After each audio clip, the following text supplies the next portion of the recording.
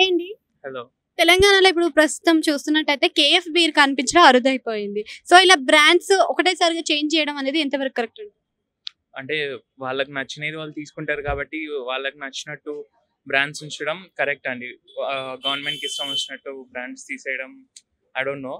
But వాళ్ళ brands introduce చేయాలనుకుంటే చేయొచ్చు. ఇఫ్ ఇట్ ఈస్ గుడ్ వాళ్ళు కంపేర్ చేసుకొని ఏది బాగుంటే అది కన్జ్యూమ్ చేసుకుంటారు. ఇదే సిచ్యువేషన్ మనం ఏపీలో కూడా ఫేస్ చేయాల్సొచ్చింది. సమ్ పీపుల్ అంటే డెత్ దాకా వెళ్ళిన సందర్భాలు కూడా మనం చూసాము ఏపీలో కొత్త బ్రాండ్స్ వల్ల. సో అలాంటి సిచ్యువేషన్ మనకి తెలంగాణలో కూడా ఫేస్ చేసే అవకాశం ఉంటుందనుకోవచ్చు. హోప్‌ఫుల్లీ ఉండకూడదని అనుకుంటున్నాము. And let's see what's gonna happen. ఇప్పుడు ఏపీలో అవన్నీ ఏమి ఉండవు. చంద్రబాబు గారు వచ్చారు కాబట్టి. అంటే చంద్రబాబు గారిని ఫాలో అవుతేనేమో కొత్త బ్రాండ్స్ ఉండవని మీరు చెప్తున్నారు. ఇప్పుడు మీరే ఇండైరెక్ట్‌గా అన్నారు కదా! సో అదే విధంగా మరి కొత్త బ్రాండ్స్ తీసుకొచ్చిన జగన్‌ని సీఎం రేవంత్ రెడ్డి ఫాలో అవుతున్నారు అనుకోవచ్చా? ఒకరినొకరు ఫాలో అవ్వడం అనేది వాళ్ళ పాలిటిక్స్, వాళ్ళ బ్రెయిన్ అండి. వాళ్ళ ప్రాఫిట్స్ వాళ్ళు ఏ చూసుకుంటారో తెలియదు.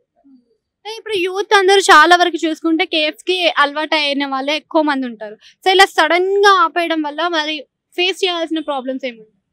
వాళ్ళు ఫేస్ చేసిన వాళ్ళు దానికి అడిక్ట్ అయిపోయి ఉంటారు కాబట్టి అవి దొరకకపోవడం వల్ల వాళ్ళు వేరే స్టేట్స్ నుంచి ఇంపోర్ట్ చేసుకోవడం కానీ లేదా అండ్ దెన్ వాళ్ళు కొత్త వ్యూయర్స్కి అలవాటు పడి లేదా నచ్చినట్టయితే అవే తీసుకుంటారు.